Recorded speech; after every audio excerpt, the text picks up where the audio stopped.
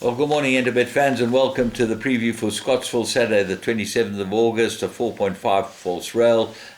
First race off at 12:35. I'm a little late. You'll only get this just after 11, but get listening. You'll hear what's going on. And I just want to open up by saying what a great trip I had 4 days away to play at the Belfry, which is an iconic golf course. 4 Ryder Cups they've had there, and compliments of the International Racing Club. They were one of the headline sponsors of the golf 2 days, and they did a marvelous job. They had a wonderful prize giving on the first night where we had a racing evening.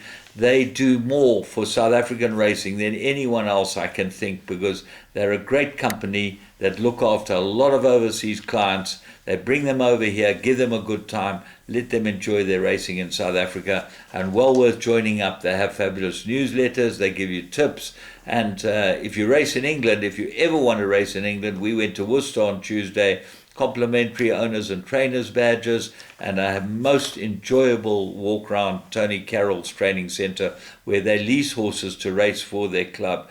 And Tony Carroll, a sharp man and a really, really nice and gentleman with a beautiful establishment. I can tell you he had a track there made out of carpet fibres, which I've never seen before. He told me that Michael Dickinson's been over there to see it and really enjoyed it, and it was a beautiful track. The horses strode up there really enjoying themselves. So Tony Carroll, good guy to have met, and we met some wonderful clients of the International Racing Club and picked up hopefully quite a lot of new clients, which means that we'll have new visitors to South African racing. First race, 12:35, 1,000-meter maiden plate, and I'm going with Stanley Park. I think there's the right horse, head of the speed rating, course and distance suited, and Magudwa gets a chance for Pulla. I see he's pulling a few rides for Pulla, and I hope he goes and rides as well. Arbitrator looks like a big danger. Paul Matches runner with Ryan Munger aboard it. Good jockey booking there. And then the 2 first-timers, Superfast and Barzigar, both look like there's some money around for them. So have a close look at the Canterpast before you take your bipod. Race 2, Maiden Blade Fillies and Mares, 1,200 metres. I'm going with Cinnamon Blash to turn around the form with Royal Oasis. They look like the 2 main protagonists, but they've got to beat Fine Design. If Fine Design runs to its best form, it certainly holds Cinnamon Blush on the one run. And I would think that it will be very difficult to beat if it holds its form. Have a very close look at number 2, Acai Pambili. And then number 1, Roy's Caviar. Definitely looks like it might fall into one of the trifectas or quartets. Race 3, Maiden Plate Fillies and Mares, 1,200 metres. I'm going with Bella Bandera. This top of the speed rating. Schlengwer's ridden it well the last twice and should go very well. Fortune Bay, there's a lot of money for this Mike Mullane mate, and that stable, they certainly know how to get them ready first time out, and that's obviously got to be the one to beat. Of the rest, there are a lot of horses that really haven't shown anything because I don't think they've had the chance yet. So very tricky indeed if Bella Bandera doesn't win it. Race 4, Maiden Plate, 1,400 metres, 2-horse race. I'm going with Over and Ice. Justin Snaith's runner with Keegan DeMella. I thought it had run 2 cracking good runs and got to have a huge chance. The big danger is Royal Point. Mike Miller's runner with Mudley needed its last run. Looks like an improver. Lots to like about it. Money Heist is your favourite at 5-2. Got to overcome that draw of 13. And although it ran a good first race, this is not going to be easy at all. Race 5, Fillies and Mares. They go 1,400 metres. And I'm going to go to my other page here and see what it looks like. Family favourite, good win, got 5-point penalty. That's going to slow it up.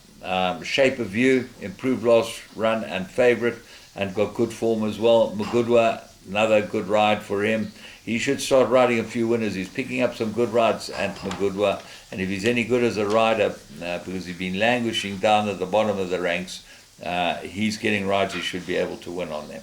Mel's Princess is the horse that I like here with a 4-kilogram claimer.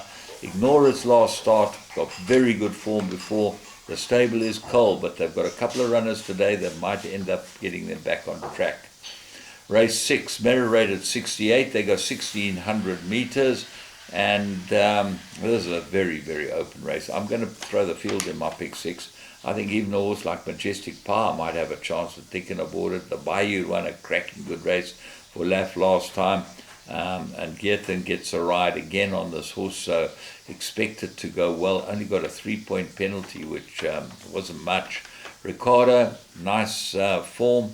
Very good last start. I think this might improve quite a lot.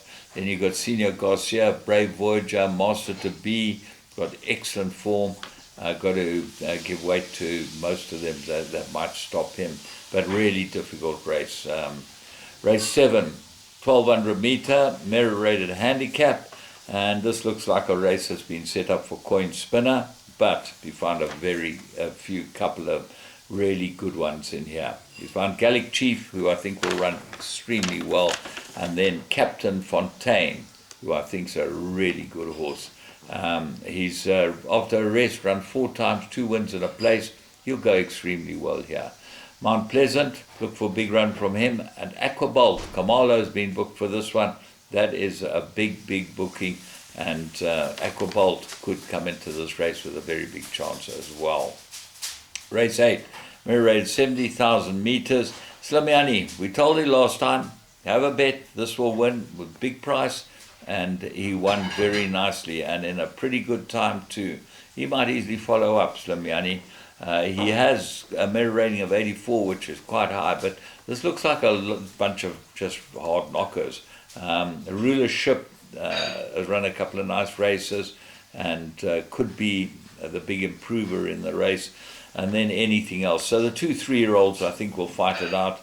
If I'm looking for something else to give them something to think about, I'm going to stick with my old friend Sir Pom. He didn't run a bad race last time, and I think this is a perfect trip and course for him.